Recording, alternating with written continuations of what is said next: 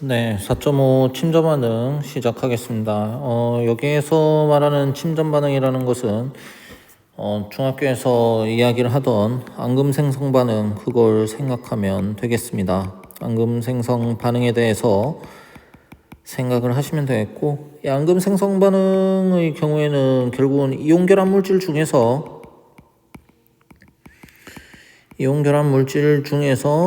이제 물에 잘 녹지 않는 것들에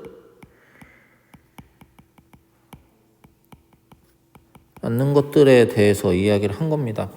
여기에서도 보시면 침전 반응에 대해서 설명이 나와 있는 것이 두 용액이 섞일 때 불용성 물질이 만들어져 고체가 용액 내에서 만들어져 분리되는 반응, 이렇게 이야기가 나오고, 예시로서 크로뮴3 수용액을 무색의 질산 바륨 수용액에 가하면 노란색 침전이 나온다라고 이야기를 합니다.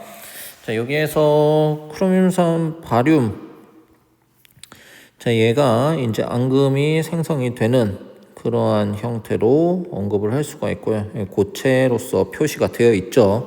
자, 이것에 대해서 보시면 되겠고, 자, 여기에서 우리가 각각 반응물들이 이온화가 일어나는 것을 보시면은 여기 K2CrO4 여기에서 2K 플러스와 CrO4 E 마이너스 이렇게 나오게 되는 것이고, 질산바륨 BaNO32 여기에서 바륨 이온과 그 다음 질산이온 이렇게 튀어나오게 됩니다.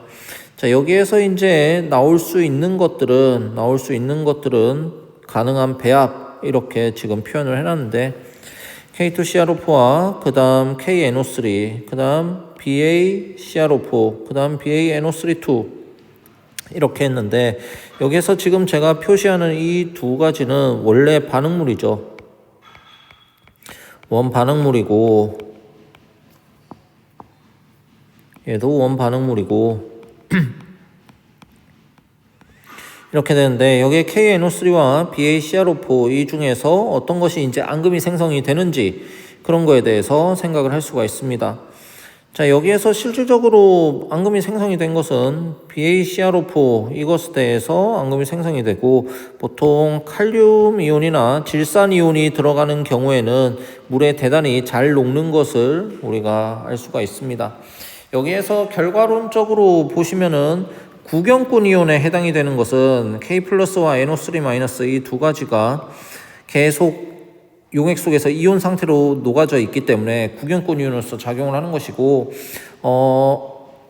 앙금 생성이 일어나는 알자 이온 같은 경우에는 BaE 플러스와 CrO4 E 마이너스 이 두 개가 알자 이온으로 이야기를 할 수 있습니다. 그 다음에 이 두 이온이 반응하는 것을 우리가 알자 이온 반응식이라고 표현하는데, 그것을 표현하면 지금 다음과 같이 이렇게 표시를 할 수가 있습니다. 자, 이렇게 보시면 되겠고, 자, 그림 4.13을 보시면 노란색의 크로뮴3 포타슘 수용액을 무색의 질산 바륨 수용액에 가하면 노란색의 크로뮴3 바륨이 침전된다, 뭐 이런 식으로 지금 나와 있는데, 이거 가만히 놔두면은 노란색 앙금이 침전되는 것을 우리가 볼 수가 있습니다. 자, 그 다음 그림 4.14 여기에서 보시면은 반응물 용액 이것에 대해서 나와 있는데, 이것을 반응을 시키면 그림 4.13과 같이 반응이 일어난다, 그에 대해서 알 수가 있고, 그림 4.15 같은 경우에는 반응에 대한 것을 그림으로 이렇게 표현을 해놨습니다. 지금 여기 아랫부분에 이렇게 깔려져 있는 것이 노란색 앙금으로서 이렇게 표현을 한 것이고, 자, 이거는 뭐 한번 보시면 되겠습니다. 그래야 하면 되겠고, 지금 이 관련된 내용이 158쪽부터 해가지고 159쪽까지 지금 설명이 나와 있고요. 그 다음에 예시가 하나 더 나오는 것이 159페이지에 질산은 수용액과 염화 포타슘 수용액에 대해서 지금 이야기를 합니다. 자, 지금 질산은 수용액과 염화 포타슘 이것에 대해서 보시면은 이것이 미지의 흰색 고체가 나오게 되는데, 과연 반응이 생성물이 어떤 것이 튀어나오게 되는지 이에 대해서 우리가 추론하는 과정입니다. 여기에서 AgNO3 질산은 수용액에서는 은이온과 질산이온 이렇게 있고, KCl 같은 경우에는 여기 칼륨이온과 그 다음 염화이온 이 두 가지가 나오게 됩니다. 이것들을 이제 조합해 하면은 흰색 고체로서 추정할 수 있는 물질이 뭔가 나오게 된다라고 하는데, 이때 침전이 될 가능성이 있는 두 염은 AgCl과 KNO3 이런 식으로 이야기를 합니다. 근데 우리가 경험적으로 아까 전에도 제가 말씀드렸지만 칼륨이온과 질산이온이 물에 아주 잘 녹기 때문에 실질적으로 AgCl이 흰색 고체 앙금이 생성이 된다라고 말씀을 드릴 수가 있죠. 이거는 여기에도 나와 있지만 물에 잘 녹는다. AgCl이 이제 무엇이 되냐 하면은 흰색 고체 앙금이 된다.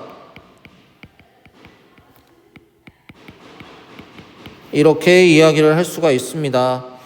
자, 이렇게 보시면 되겠고, 그림 4.16에 보시면은 지금 염화운이 침전되는 그 과정을 표현을 해놨고요. 실제 은이온이 포함이 되면은 대체적으로 앙금이 잘 생성이 됩니다. AgCl은 흰색 앙금, 그 다음에 AgBr은 연노란색 앙금, AgI도 노란색 앙금 이런 식으로 뜨게 되고, AgF는 물에 잘 녹는, 좀 예외적으로 잘 녹는 것을 우리가 볼 수가 있습니다. 그러니까 Ag 플러스와 할로젠화 이온, 음이온이죠. 얘 같은 경우 음이온이 되는데, 얘들이 결합하게 되면 대체적으로 앙금이 생성이 된다. 이렇게 생각하면 돼요. AgF는 제외하고 이렇게 생각하시면 되겠습니다. 자, 지금 4.17 그림 4.17에 지금 분자 수준 그림 해가지고 160페이지에 나와 있는데, 이 내용은 Ag 플러스와 그 다음 Cl 마이너스 이 두 개가 들러붙는 거, 이것에 대해서 지금 이야기를 하고 있고, 그 밑에 160페이지 아랫부분에 보시면 표 4.1에 물에 대한 염의 용해도를 예측하는 간단한 규칙에 대해서 이야기를 합니다. 1번부터 6번까지가 나와 있는데, 이거는 여기에도 별표가 되어 있긴 하지만 미안하지만 이거는 좀 외워줘야 되는 상황입니다. 이걸 알고 있어야 여러분들이 용해도를, 이 물질이 앙금이 생성이 되는지 아니면은 물에 잘 녹는지 이거에 대해서 체크를 할 수가 있습니다. 여기에 보시면은 질산염은 물에 잘 녹는다 1번이 나와 있고, 그 다음에 알칼리 금속 이온, 그러니까 일족 원소에 대한 일족 이온이죠. 일족 양이온. 자, 이것과 아모늄 이온을 포함하는 염은 물에 잘 녹는다 이렇게 되어 있고, 3번에 보시면은 대부분의 염화물, 브로미난 화물, 그 다음에 아이오딘 화물, 얘들 같은 경우에 뭡니까? 할로젠화 이온이 포함된